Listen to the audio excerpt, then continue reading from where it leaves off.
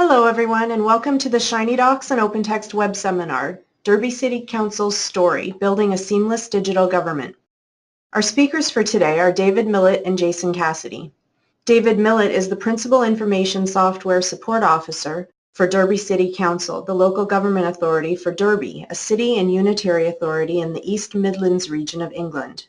David is going to begin this morning by walking us through their experience with revitalizing its ECM deployment using Shinydrive and how this government authority has simplified its journey to digital maturity. Also presenting today is Jason Cassidy, the founder and CEO of Shinydocs Corporation, who will walk you through a brief demo of our flagship product, Shinydrive. Thank you all for attending, and with that, I'll turn things over to David. Good afternoon, everybody. This is just a very quick 5-minute presentation on Derby City Council's story. I don't want to take up too much of your time. So just to reiterate who Derby City Council are, we're a local authority in the centre of the UK. We look after the needs of about 250,000 citizens. And like all local authorities, we have very many functions, like the ones you would expect: education, tax collection, welfare benefit provision, highways maintenance, social services, sports centres, libraries, and so on. Prior to Content Server, all of these services worked in their own private worlds. To a very large degree, they shared nothing. They weren't enabled by the technology to share anything. And it was to increase collaboration, encourage joint working and knowledge sharing that we procured Content Server. As well as that, we needed records management, auditability and security, but more importantly, we needed to reduce the burden of paper. We went live with Content Server in late 2011, early 2012. However, by the summer of 2014, it had become clear that we weren't meeting our goals for Content Server. Penetration of the organization was very low, at about 10% of staff having regular usage. This was largely because of resistance to the changes necessary to business processes when adopting Content Server. At this point was when we were introduced to Shinydrive by our colleagues at Derbyshire County Council. Shinydrive, by presenting Content Server as a network drive, eliminated the need to change business processes, and we immediately saw its potential to accelerate adoption of Content Server. We began our engagement with Shinydocs in April 2015, and this graph that you can see now shows the immediate result. You can see in the center of 2015, the graph shows a count of version opened events by calendar month taken from our Content Server audit logs. So the version opened event is when somebody opens a document on the system. And you can see that there was an immediate 600% increase in activity on our system. Underlying this is the fact that within a few months we went from about 10% user adoption, as I previously mentioned, to somewhere in the region of 70% user adoption of Content Server.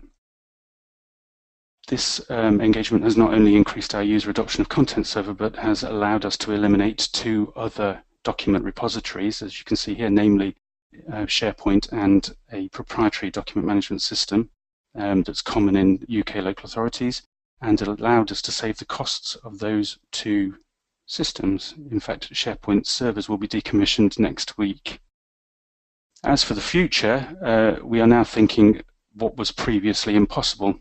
We've been asking ourselves the question, how can we bring all relevant content from our dozens of network drives under records management control and into Content Server? Shinydrive is about to be used in the next few weeks to migrate an entire network drive for the first time. We've done a few folder structures from network drives, but we've never done an entire network drive, so we'll be doing that for the first time in the next couple of weeks. And we've just begun discussions with Jason and Shinydocs about how we can intelligently find and migrate other content with as little staff involvement as possible. I hope that was in some way useful. Thank you very much for listening. Thank you very much, David. This is Jason Cassidy talking. I'm the CEO of Shinydocs Corporation. It's lovely to have a meeting again with David and share it with you all. We've had a really good relationship, and it feels like it's been much longer than just the year and a couple of months that it's been. We've accomplished a great deal. I like that he's parked on this particular slide right now just talking about the capability of getting content into Content Server for all the reasons that David suggested right at the top of the call. There's records management requirements, there's auditability, there's security, there's a number of reasons why you want it into Content Server.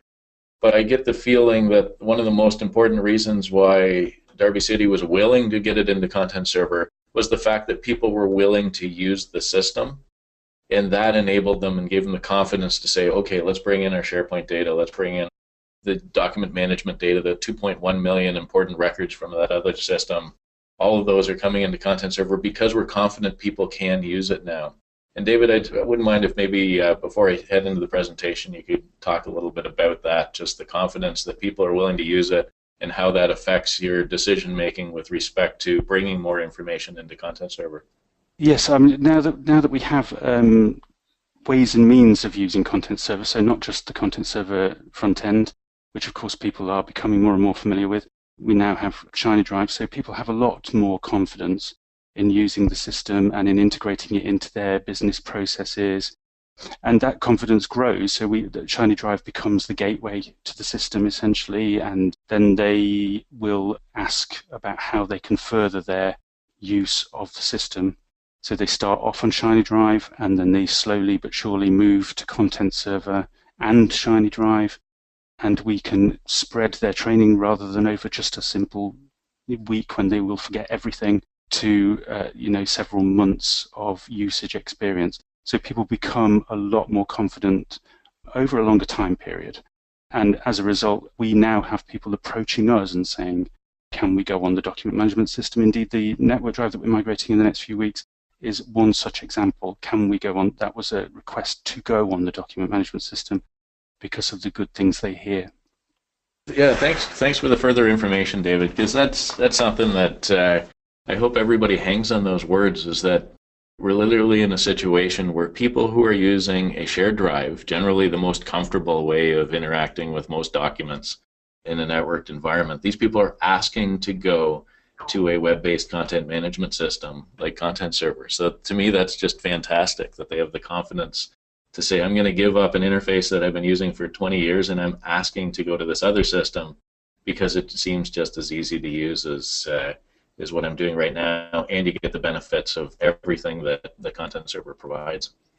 Jason, sorry to interrupt, but that's precisely because they don't have to give up the interface that they've been used to using. They get the best of both worlds with Shinydrive. Oh, yeah. Thank you so much for that's great. I will remind people I'm going to head into a demonstration here. I'm going to take over controls from David, and thank you very much for presenting that information. So everybody should be seeing my screen right now. I'm going to go into OpenText Content Server. When you bring in a system like OpenText Content Server, we've talked about this a lot now.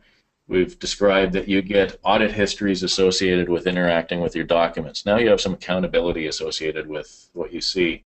You get search, the ability to find information. You get metadata, the ability to tag information and make it a little bit more rich and robust and useful.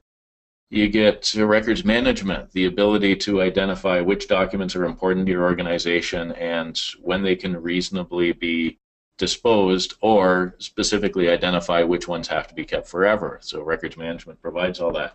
There's a great deal of information governance functionality that gets provided in a system like this. The issue is that you have to convince people to use a system like this. The Content Server system itself looks different than what they do, and it doesn't work necessarily with every application the way that they've been used to using it. For example, as soon as you have something like a linked Excel spreadsheet, the ability to download and upload and drag and drop just doesn't work very well. So this is what Content Server looks like to Derby City employees. It is a network drive as far as they're concerned. In this case, this is on my demo system. It's my Q drive, and people tend to be very comfortable talking in that type of language. When you want to open up a document and make a change, we don't want you to have to drag and drop. We don't want you to have to figure out something else about the environment. We want you to make your change and click Save. That's all that's to editing a document using Shinydrive, using Content Server. So it's seamless. It's an easy experience. It's what your end users are used to using. as soon as you try to tell them, stop double-clicking on a document, make your change and click save, or stop double-clicking on a document to consume it, and stop using your favorites on your desktop and creating shortcuts to apps, all these things that we've always done for years, it creates a barrier to adoption. We don't want barriers to adoption. We want everybody to use the system comfortably every day. And I hope you agree, just based upon what I've shown you here, the ability to double-click on a document, view it, make changes, whatever it is that you need to do, that Shinydrive provides that. Yet this is Content Server in real time in the background. So this is your Content Server. That means your permissions are being driven by Content Server. Your records management functionality is driven by Content Server. Even things like having categories and attributes associated with your documents. These things here are in fact category and attribute values. These happen to be table key lookup values from Content Server. But I hope you get that idea that if you require category and attribute information, now it's seamlessly integrated with your operating system instead of forcing your end users to have to figure something else out in order to start using those powerful features within their enterprise content management system. One thing that's very important to consider, and a lot of organizations overlook this, when you're bringing in enterprise content management, what happens to users of high-value content? Like, for example, your CAD drawings. Municipalities have all sorts of different applications, and there's no one that's any more important than the other.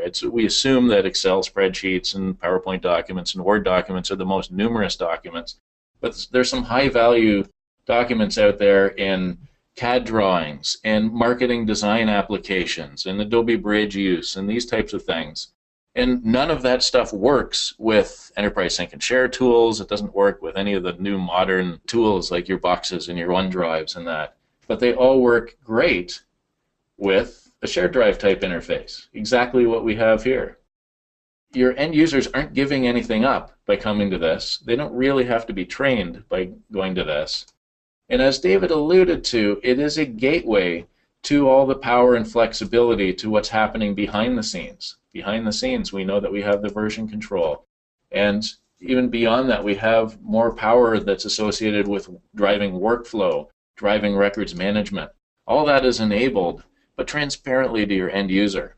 So if you're going to take anything away from this call today, with respect to certainly beyond the success story that David had and some of the other information that he provided, I want you to imagine that your end users are now willing to use an enterprise records management system, and people who are on a shared drive right now are asking to be moved over to this web-based management system, not because they like the interface better, but because they can't tell the difference between what they were doing before and what they will be doing tomorrow, and they will realize all the value of that enterprise content management system without having to disrupt their day-to-day workflow. Of course, we're happy to share lots more information. We can be reached at, the easy way would be sales@shinydocs.com. And my name is Jason Cassidy. I'm jcassidy@shinydocs.com. Please feel free to reach out that way. Of course, go to www.shinydocs.com to get more information. There you will find information on search, offline use of our product's use for SharePoint. If you have SharePoint instead of a content server or in addition to a content server, then we can support you with the same interface as well, because SharePoint has the same problems that we were describing at the top of the call. So all of that information and more we're happy to share with you one-on-one, so please contact us with that.